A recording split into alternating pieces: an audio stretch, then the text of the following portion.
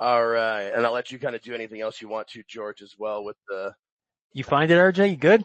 looks like he's I good. got it. I refreshed it. What's going on, gentlemen? Yeah, How you not too doing? much. How you doing, sir? Good to meet you. Nice to meet you too. Thanks for having me. Appreciate you. Oh, hey, we really appreciate you coming on. That's awesome. We're really happy to have you for sure. Um, Anytime. yeah, no, that's the space that we were just talking about before you get on. It's kind of weird. Like that sets up, like it works well once you're into it. But yeah, the initial setup, it's like just kind of, we'll figure it out, make it work. Yeah, right. No kidding. Yeah, some technology I know, some I don't. Some Yeah. I just wing it.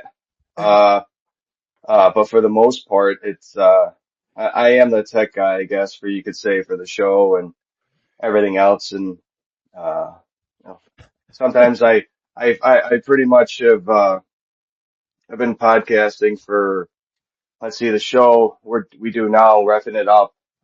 We've been doing, about 3 years. Has it And, been that long already? Wow. Wow. yeah, it That's was, flying, man. yeah, no kidding. It was, 22 because we're just out of pretty much, actually at one time I was doing two shows. I had a show, called Ringside Rant that I did with a couple other buddies where we just kind of revisited, um, past wrestling shows and, we, just having fun. And, I pitched the idea out of the blue. If I have an idea, I always send it to somebody, that I know that I would want to listen to. And that's where I got hooked up with Brian Hebner. Okay. And pretty much DM'd him one day out of the blue and said, hey, I have an idea for a show for you. I don't know if you've ever thought about having a show. I'm paraphrasing, of course. I don't know the specifics. Yeah. Actually, you know what? I could probably find it. Yeah. It's For those technology. who You don't got, yeah, know, I was just saying, yeah, for you those have who to, don't know, RJ's the host of Reffin' It Up, the podcast with Brian Hebner, Jimmy Korderas, and then the TNA referee. I always forget his name. I'm Daniel terrible with names. Spencer. Daniel Spencer. That's what it is. I knew it was Daniel something. Yeah. So just for the Yeah, folks who yeah, don't know, he's the host and producer of that sure. show. Yeah, well, I'm just the guy that pushes the buttons. I'm the guy behind the scenes that, nobody's listening to it for me. Trust me.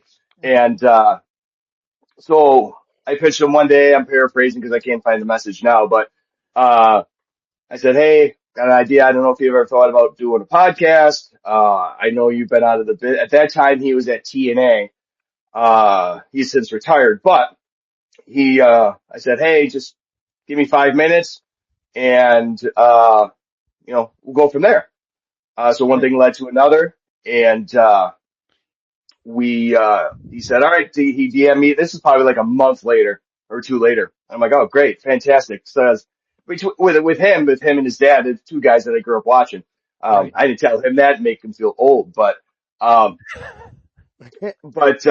he's like, all right, well, what's your idea? And I said, okay, well, we can do it three different segments.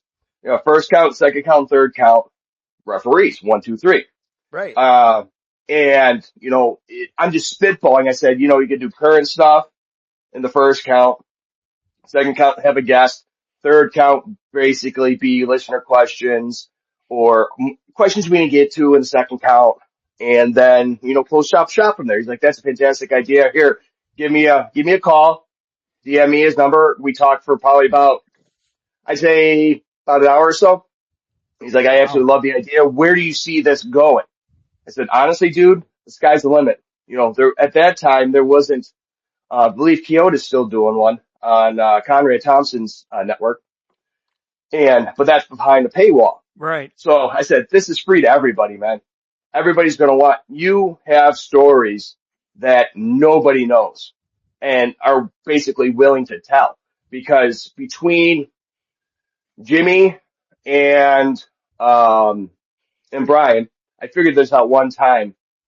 This is a while ago, so the numbers may be off, but I figure between the two of them, they have over 60 years of wrestling refereeing experience.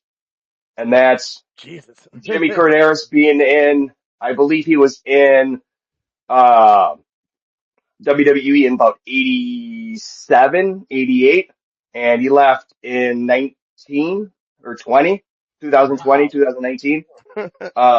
Brian between WWE, NWA, Ring of Honor, TNA, Impact, whatever and he just retired, pretty much when we started the show, he was just finishing up with TNA.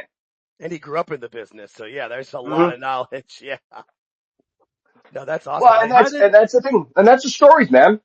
You think about, you get some of your best wrestlers of all time. They have all the great stories, but you don't see it from the referee's point of view. Nope. Yeah, they're the third person in the ring. Like everybody always kind of, especially in any like documentary or interviews that most people see, the talking heads are going to be the people that were in the matches, which were great. And obviously they're telling the big story, but it's kind of like almost the one behind the scenes, kind of helping them guide it is the referee. And there's so many good stories that can come from those moments, especially some of those like iconic moments we remember. It's the referee who's got to make sure everybody's okay. We're moving on to the next thing. Did this go well or did this not go well? That kind of thing. It's a cool perspective and it's one that should be heard more. I feel like I always enjoy when I hear them.